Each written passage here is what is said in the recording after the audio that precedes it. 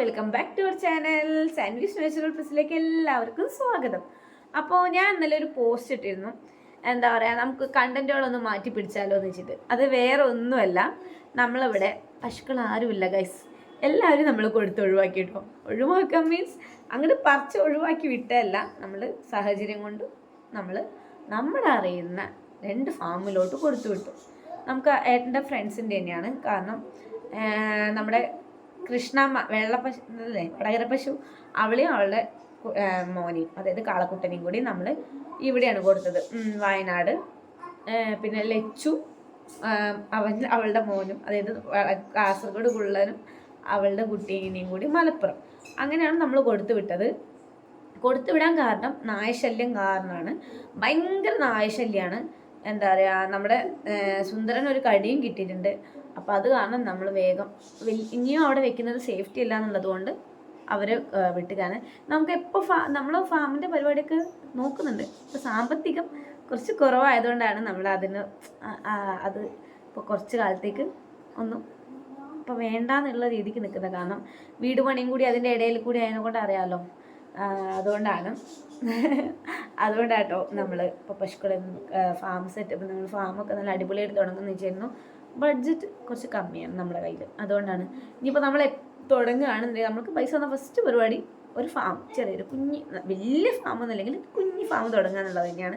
അപ്പോൾ അതുകൊണ്ട് തന്നെ ആ ചേട്ടന് നമുക്കൊരു വാക്ക് തന്നിട്ടുണ്ട്, പശുവിനെ നിങ്ങളെ പശുവിനെ വേണമെങ്കിൽ എടുത്താൽ മതി, നിങ്ങൾക്ക് നമ്മളതിലുള്ള ഏത് നല്ല ബ്രീഡായി, അതായത് നമ്മുടെ തന്നെ നല്ല ബ്രീഡാണ്, ബ്രീഡല്ല നല്ല, പിന്നെ വടകര പശുവും കുള്ളം പശുവും നല്ല ബ്രീഡ് തന്നെയാണ്. നമ്മൾ നല്ല ക്വാളിറ്റി ഉള്ള ഒറിജിനൽ സാധനത്തിന് തന്നെയാണ് അവർക്ക് കൊടുത്തത്.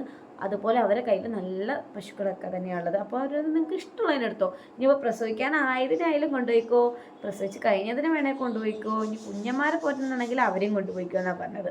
നമുക്ക് ഇഷ്ടമുള്ളതിനെടുക്കാം. അങ്ങനെ ഒരു വാക്ക് നമുക്ക് തന്നിട്ടുണ്ട്.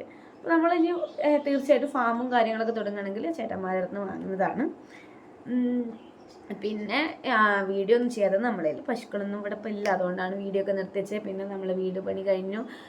എനിക്കൊരു ചെറിയൊരാളും കൂടി, രണ്ടാമത് ഞാൻ ഒരു കുഞ്ഞുമാവുള്ളത് അറിയാമായിരുന്നല്ലോ, അവളിപ്പോൾ വലുതായി. അപ്പോൾ അത് അടുത്ത മാസം വന്നാൽ 3 വയസ്സായി. അപ്പോൾ ചെറുങ്ങനെ നഴ്സറിയിലൊക്കെ പോയി, അംഗനവാടിയിലൊക്കെ പോയി തുടങ്ങിയിട്ടുണ്ട്. അപ്പോൾ ഞാൻ വീണ്ടും ഫ്രീ ആയി, ചേച്ചിയും അനിയത്തിയും പോകാനൊക്കെ തുടങ്ങിയതുകൊണ്ട്. അപ്പം ഞാൻ വിചാരിച്ചു, പിന്നെ നമുക്ക് യൂട്യൂബിൽ നിന്ന് നോട്ടിഫിക്കേഷൻ വന്നിട്ടുണ്ട്, ഇനിയും വീഡിയോ ഇടാതെന്നുണ്ടെങ്കിൽ നമ്മുടെ ചാനൽ തന്നെ അവിടെ നിന്ന് പോകും. നമ്മൾ കഷ്ടപ്പെട്ട് പൊക്കിക്കൊണ്ട് വന്ന ചാനലാണ്.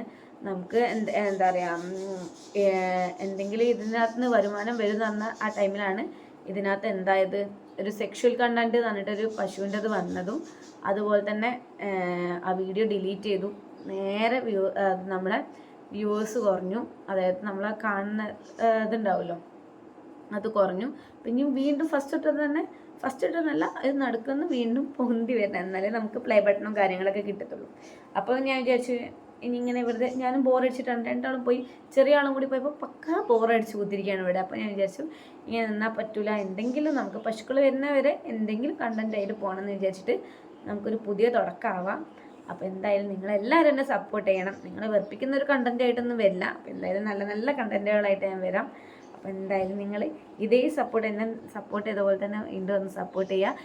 എന്തെങ്കിലും പുതിയ കണ്ടന്റുകൾ നിങ്ങളെ മനസ്സിലുണ്ടെങ്കിൽ, ഞാൻ ചെയ്യേണ്ട ഒരു വീഡിയോ ഇന്നത് ചെയ്യൂ എന്നുണ്ടെങ്കിൽ നിങ്ങളൊന്ന് എനിക്ക് പറഞ്ഞു തരാം, ഞാൻ അതുപോലെ ചെയ്യാൻ ശ്രമിക്കുന്നതാണ്.